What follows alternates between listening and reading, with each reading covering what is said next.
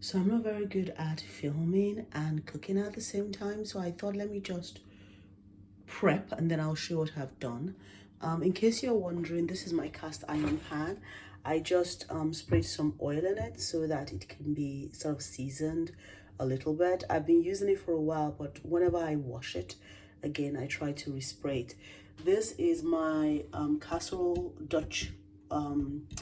a Dutch oven pot, Dutch pot, whatever they call it. This is what I'm going to be cooking my casserole in.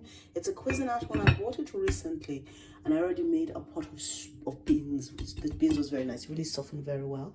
So this is the prep. I have chopped up my celery and my carrots, and here are my thinly sliced what do you call these things?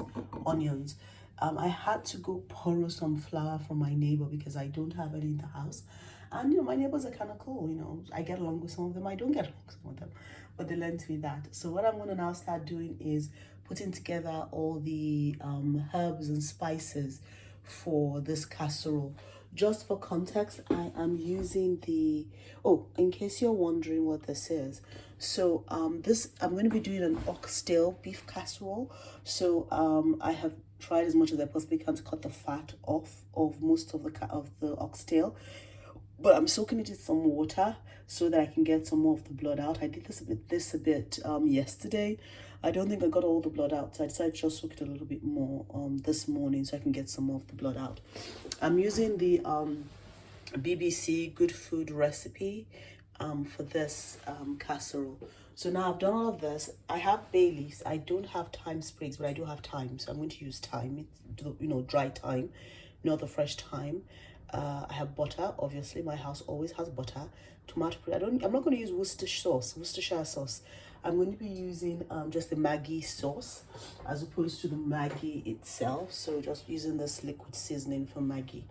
And where was I? Yeah. And then beef. The beef, like I said, is going to be the oxtail. Currently, my oven is on. It's been at 180 for the last few minutes. I think it's not quite done yet. So it's about 180 for the last few minutes. And I shall come back to you when I start cooking.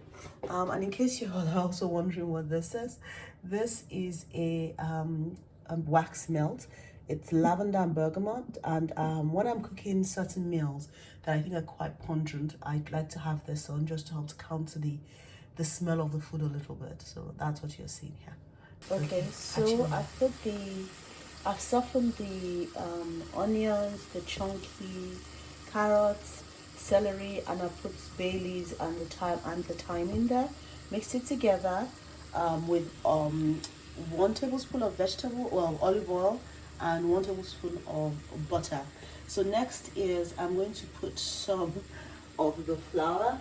I don't normally cook with flour, so it's not part of my repertoire.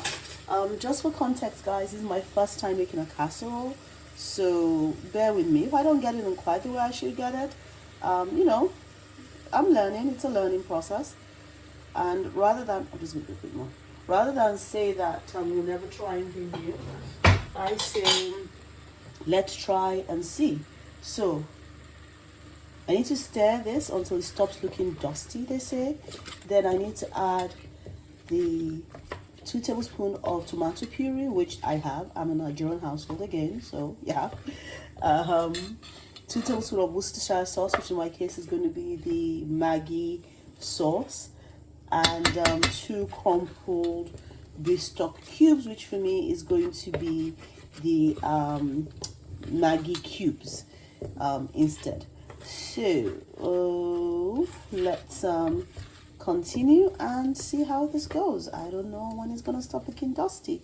I will probably join you again just before I put this in the oven so you can see what I've done. So I can see what I've done. Take care, guys. Bye. Okay, so I've put everything together, as you can see. I'm going to leave on a simmer. So I put the tomato puree, the 2 tablespoons. I put all the spices I spoke about. I think the only one, actually I put all the spices, including the adobo. I think the only thing I didn't add to it, I didn't add any extra salt from the Himalayan pink salt, because in tasting the sauce that was put together, I think if I put any more, it might be too salty. So this is what it looks like. I put the oxtail in here as well. This is what it looks like. So I'm going to cover it, have it simmer for a while, get it to simmering point before I now put it in the oven. It needs to be in the oven for 2.5 hours, which kind of works because my family don't come for lunch until 2 p.m. So this gives me more than enough time to get this cooked the way I'd like it to be. And then next up, I'm going to well, in probably about half an hour before my family comes, so at about 1:30. It's currently 11:41. I'm going to start making my side dishes, which are going to be what is it again? Bulgur wheat, and also a white bean something. This I'm also, the white bean one I'm also getting from the Good Food website. It's called white bean, parsley and garlic mash. Yes, let's see how that turns. Let's see how that turns out. Okay guys, see you later. So the casserole has now been cooking for about 2 hours. So I'm going to take it out of the oven and place it on the hob to finish.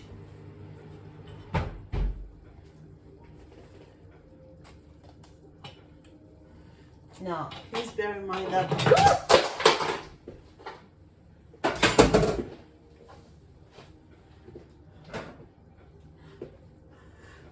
that was my spoon falling. Have fun. Now, please bear in mind that this is very, very, very hot. So please use an oven glove to get it out of the oven and stir.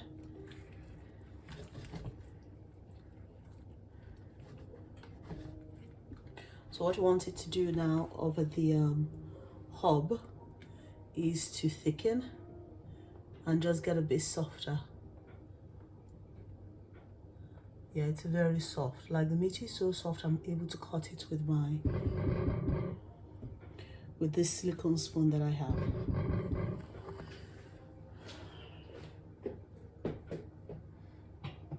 While that is thickening up, I'm going to start prepping for the bulgur wheat and the what was it? For the bulgur wheat and the white bean garlic parsley mash.